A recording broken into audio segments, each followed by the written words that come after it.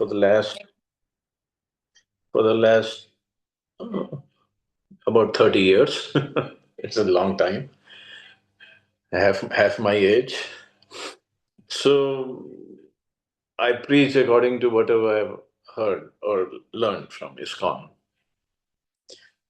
Might not jive with whatever you have heard or learned earlier from other resources, but I follow ISKCON, so that's what I can teach. I sent you the link for online Bhagavad Gita that I'm going to follow. I hope you can open that. And the way we will go is start from first chapter, first verse, and I'll read the Sanskrit shloka, then whatever the translation and the commentary on that, and we'll discuss as we go. You can stop me on the way in between, no problem, if you have any question or comment. And another thing that I followed in other groups, just to make sure that everybody uh, has understood. At the end of the chapter, I'll give you homework. A small homework, not very large, but it will cover the whole chapter. So you would just go ahead and revise whatever we have discussed. Hope that's okay. Although in the other groups, because they are more serious in ISKCON, we also ask them to memorize some of the important shlokas because it helps. It helps in first understanding Sanskrit, understanding Bhagavad Gita, and it is said in Gita Mahatmya.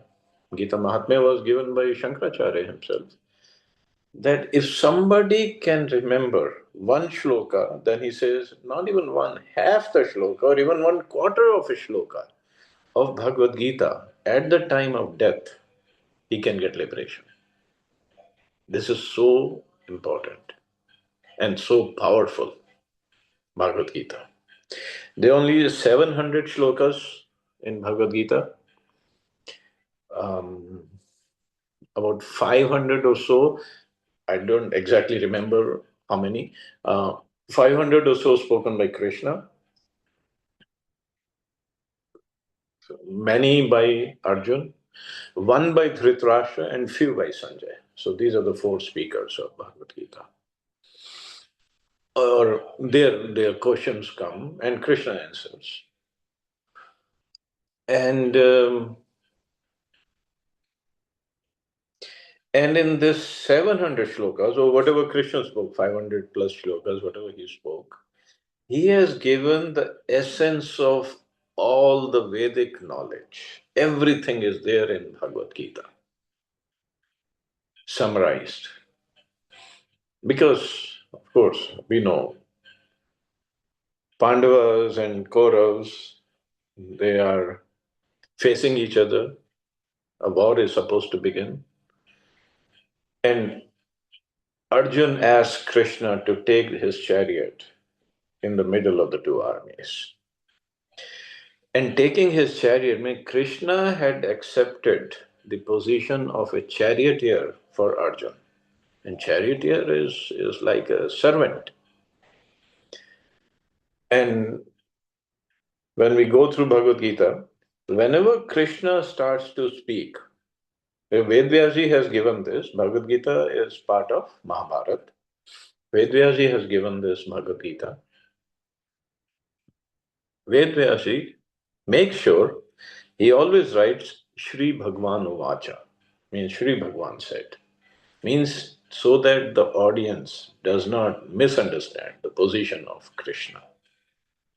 Is Shri Bhagwan himself.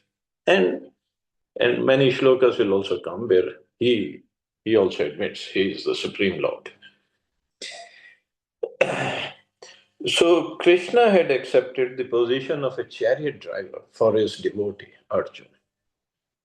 Very, very big statement that for his devotee, to protect his devotees and to make sure, because Krishna himself says in Bhagavad Gita that he has appeared to establish religion. And to make sure the religion is established, dharma is established properly, he can take any position. But even though he was a charioteer, he's still Bhagwan himself. So that part we don't forget and understand in understanding Bhagavad Gita, because we have to know who's the speaker, what's his position, not just anybody is speaking Bhagavad Gita. And looking at Krishna and how much he loves his devotees. When Arjun was, after Gita, the war started, and Arjun was a warrior, shooting arrows and looking here, there, telling Krishna where to go, whether to go left or right, slow down, turn around, because he was a warrior. Krishna is a charioteer, taking care of the chariot.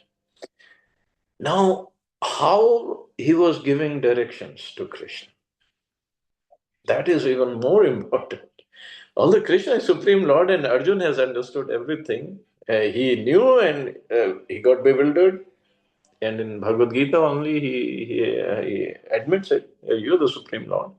But when the war started, he he used to tell Krishna whether to go left or right or whichever indication by his touching his body with his foot. He cannot speak, okay, go left, right. He was busy fighting. He had killed thousands and thousands of warriors from the other side. So, but Krishna enjoyed it. And not only that, after the day is over, and this war went on for 18 days only, Krishna is charioteer. So he would come, get Arjun down from the chariot, remove his armor, and he would take care of the horses also, because the job of the charioteer. And he was doing it very lovingly, happily.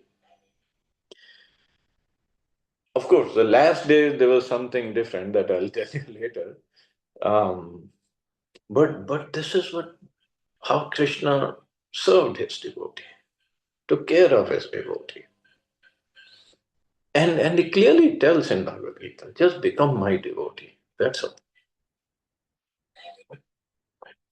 And now we know that the background of this um, issue between Kauravas and Pandavas.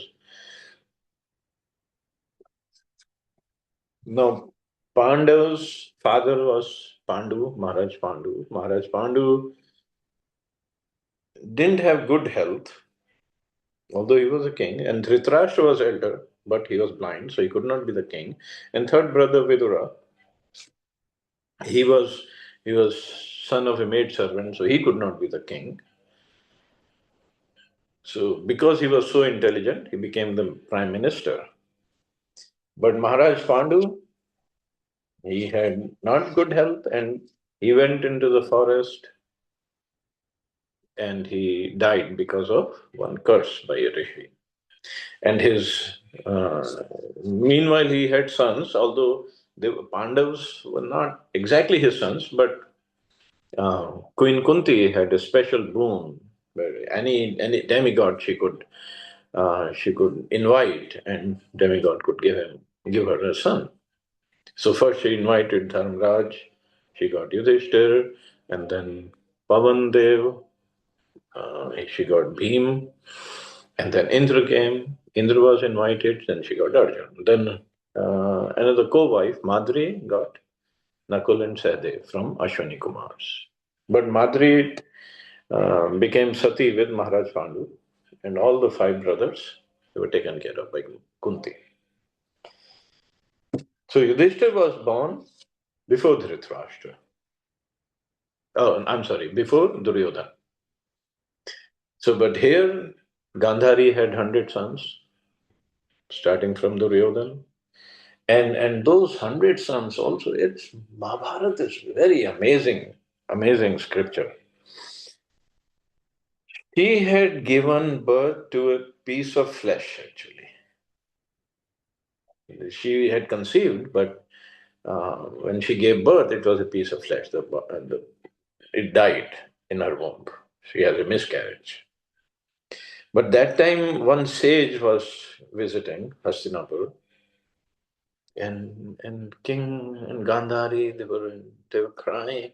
So that sage, I'm forgetting the name of the sage, says he cut up that flesh in 100 pieces, put them in 100 pots, and from every pot a child was born. So powerful these sages were. And actually, since we cannot relate to these things, these incidents, or the power of the sages, and we cannot understand, it's beyond our comprehension. British called it mythology. Everything that Hindus have, they call it mythology. And that has been introduced in our school system. Um, and the kids and the teachers, they just call it mythology. Kids also learn, oh, this is Hindu mythology. If you know, I was in charge of this high-tech light and sound show at ISKCON Delhi. It's called Vedic Expo, and we had shows on, we still have, on Bhagavad Gita, Mahabharata, Ramayana, and we used to get schools. We used to give them discount, bring the children, let them see. And every time a school comes, and teachers would come with the children, and teachers would try to give some information about the show, what's inside, so children are prepared. Inevitably, every time. If I am standing there listening to what the teacher is saying, oh, this is not mythology, this, and I would stop the teacher right in front of us students. What do you mean by mythology? The word mythology comes from myth. Myth means fiction. I would say, you think that Krishna and Ram, they were fictional characters, just like Superman or Batman or Iron Man? These are all fictional stories. Vedvyaji has nothing better to do than write fictional novels, like Agatha Christie or something. Just because British wanted to put down our scriptures, our traditions, our culture, they called it mythology. And it has just creeped into our education system. It's like my pet peeve, actually. If somebody calls it mythology, I can give him a lecture for half an hour. What do you mean by mythology? So anyway, so the sages, this is 100 Kauravas. Actually, they all were Kauravas. They all came from Kuru, Maharaj Kuru. But Dhritarashtra, in the first verse itself, he just differentiated. Those are Pandavas, and my sons are real Kauravas. So the fight had to start. I'm giving, even before the first verse of first chapter, some background information. And Duryodhan, we know he was always envious of Pandavas, and he wanted to be the prince regent. He wanted to be the next king, but Yudhishthira Maharaj was more qualified, and Duryodhan always tried to kill Pandavas, and especially Bhim. He was afraid of Bhim, the strength of Bhim. But every time they were protected by Vidura, and then obviously by Krishna himself. Why? Because they were devotees of Krishna. And Krishna says in Bhagavad Gita also, my devotee never perishes. It's not that devotees don't die. Devotees also die, but their bhakti always remains. But in this case, in the Pandavas' case, Krishna always protected them, always. But Duryodhan was very, very envious. He tried to burn them down in Lakshagra, that is in Hastinapur, it is still there. Some ruins of that place is still there near Meerut. And but they were saved. They were saved by Viduras. But then the game of dice was organized, and Duryodhan cheated with his mama Shakuni. They took away everything of Yudhishthira Maharaj, tried to disrobe. One even Draupadi and tried to disrobe her. And even that scene, that incident, it's so moving. Just imagine Dushasan is trying to pull the sari of Draupadi Maharani. And she, in a helpless condition. At first, she was holding her sari with one hand, and other hand, it was up in the air, asking for Krishna, because five Pandavas, they were helpless. Krishna didn't come. Krishna was playing Chaucer with Rukmini in Dwarka. And he always stops. And Rukmini said, "What's going on? Why are you stopping?" And no, no, no, one devotee is calling me. The Rukmini Maharani, yeah, why don't you go? Well, she is not calling me fully yet. Sorry. So, Rupendra, you have a question? Yeah. So you Um, said that, of course, this is part of our history, right? uh-huh. Now, so when we talk of history, we talk of timelines also. Hmm. So approximately what timelines are we talking of in this case, Mahabharata war? Because we have heard, Mahabharata, at least I have heard some numbers, so but I'm very much interested to understand. Uh, Mahabharata happened about 5,000 years ago, so which means around 3000 before the Common Era, before yes, Jesus, before 3,000 the, BC. because there are other timelines also where there are some number crunchings on the stars which have happened, and I've heard that from today it happened some 7500 odd years ago. There's some proof points given, so that's just is there any counter like this where we have a proof that this happened 3000 years ago? Yes, the position of stars, as we mentioned, by calculating that. Um, Because so there are people who have calculated the age of Bhagwan Krishna to a very precise number. I yeah, mean, this age. So, yeah. and there are so many different numbers which are floating around that it creates a lot of confusion. Somebody says 3000, somebody says 7000, 5000, or somebody says 7500. So that For creates a lot. Krishna's age or when Mahabharata happened? When Mahabharata was fought, for example. Well, what I have read is 5,000. Okay. Yeah. Around 5,000. I mean, exact numbers are there, around 5,000. Because after Mahabharata, when Krishna uh, unmanifested his pastimes, then Kali Yuga started. And Kali Yuga's age has been about 5,000 years. Okay. And it's a very, actually, again, the mind boggling, the different ages Satyuga, Treta Yuga, Dwapar Yuga, Kali Yuga. And the Mahabharata happened towards the end of Dwapar Yuga. Satyuga lasts for 17 lakh 28,000 years. Treta Yuga, 12 lakh 96,000. Dwapar Yuga, 8 lakh 64,000. Kali Yuga, 4 lakh 32,000. And out of which we have only passed 5,000 years. So 4 lakh 27 more thousand years of Kali Yuga before Satyuga starts. Before. That's a It's, long. it's incomprehensible. Yeah, yeah, yeah, absolutely. And Still a in long. Bhagavad Gita only, Krishna says in Brahma's one day, 1,000 yugas happen, Yeah, 1,000 Chatur yugas. So one day of Brahma means 1,000 times Satyug, Tretayug, Dwapar, Kalyug will happen in one day of Brahma. And Brahma lives 1000. for 100 such years. You said 1000 Yes, 1,000 cycles of Chatur Yuga. or 1000 cycles of. I mean, some other numbers which are floating is, the day is half of the life of universe, something like that. I mean, if we have, universe is considered to be, let's say, whatever. I mean, So Explain.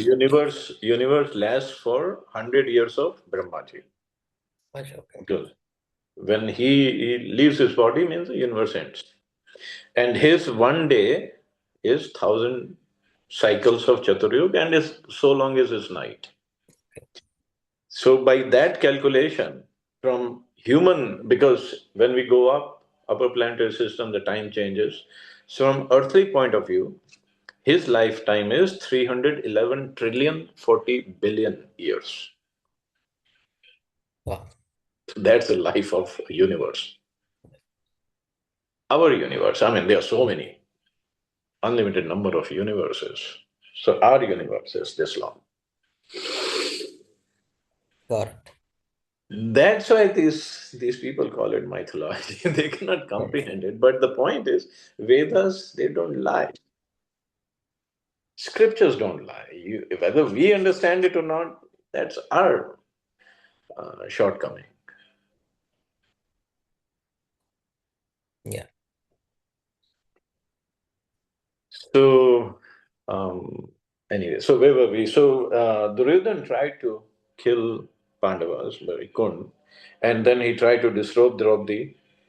And Draupadi, as I was saying, when she just took out other hand, she was not holding on to sari with both hands, she surrendered. And Krishna appeared right then and there.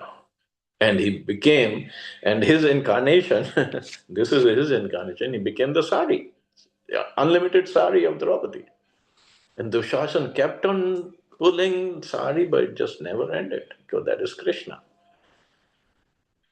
And afterwards, we know Bhima took the vow, I'm going to break Duryodhana's thigh and kill Dushasan in the war, and this, that. And then they had to leave for exile and 1 year incognito.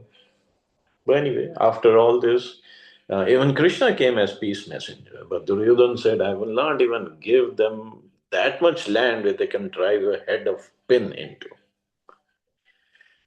Means war was inevitable. And both the armies came, they decided to come to Kurukshetra. Why Kurukshetra? This is explained in the first verse of Bhagavad Gita. And the ratio was completely up against Pandavas. 7 versus 11. 11 Akshohini with Kauravas and 7 Akshohini with Pandavas. And the Kauravas, the leading man, the chief was Bhishma Pitama himself, who had the boon that he cannot die. He will die whenever he wants to.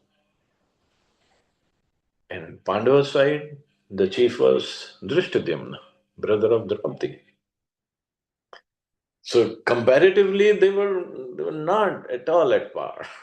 Very, very much underdogs, we can say. But Krishna was there. Supreme Lord Himself was with the Pandavas. So, so it's very, very interesting study actually with Mahabharata.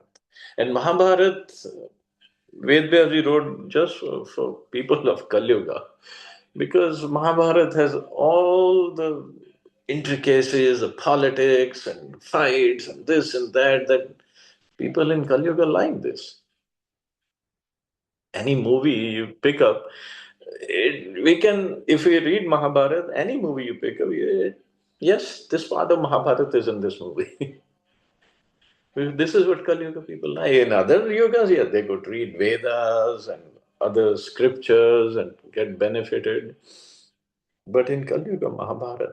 And so Vedvyas, he added this Bhagavad Gita, or Krishna spoke Bhagavad Gita. And this is part of Mahabharata, but it's called an Upanishad, Gita Upanishad by itself. Upanishad means um, Up means close, nearby, and Nishad means to sit. So when we study properly this Upanishad, we can sit closer to the Lord. And Bhagavad Gita, especially Bhagavad Gita, every chapter of Bhagavad Gita, like first chapter, is called Arjun Vishad Yoga. Arjun Vishad. Arjun is going to lament. He's going to give his reasons for not to fight, why he should not fight. And but even just by reading this first chapter, where Krishna doesn't even say anything, no instructions, nothing, it one can get closer to Krishna. Yoga means one can link himself with Krishna, or his consciousness can be linked. It's so powerful. Whole Bhagavad Gita. And first chapter, Arjun Vishad Yoga. Arjun is just lamenting, but one can get connected with Krishna just by reading first chapter. Very, very powerful book. And unfortunately, this is really unfortunate. First, it's not taught in our schools. I myself never even had touched Bhagavad Gita till I went to America, did my masters, and somehow went to ISKCON temple and got copy of Bhagavad Gita. I never even touched, forget about opening it, reading it, understanding it. Such an important scripture.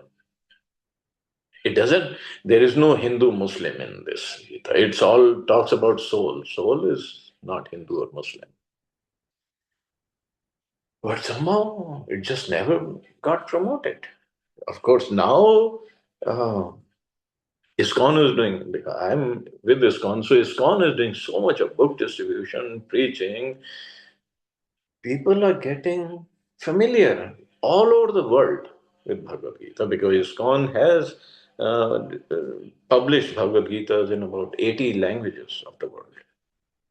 So people can read in their own particular own language and learn what is this science, what are we talking about in Bhagavad Gita. And unfortunately, in India, till we read Bhagavad Gita, all we knew was कर्म किए जा फल की चिंता मत कर इंसान ये है गीता का ज्ञान. No, this is not Gita ka gyan. This is not the essence. Yes, it's one of the messages. But this verse that people generally talk about, कर्म किए जा, that happened, that appeared in second chapter of Bhagavad Gita. And there are total 18 chapters. If this was the essence, why Krishna spoke 16 more chapters? Nobody wants to think about it. And this, Karam kiye ja, phal ki chinta mat kar, that's only 1/4 of the verse. There's 3/4 more of the same verse. But movies, of course, movies are not made to give the knowledge of Bhagavad Gita, they're made for commercial purposes. But people just understand or not understand, they just somehow memorize this thing and that's it. They say, we know Bhagavad Gita. No, no, we don't know Bhagavad Gita. And there's so many messages that float around on Facebook or WhatsApp.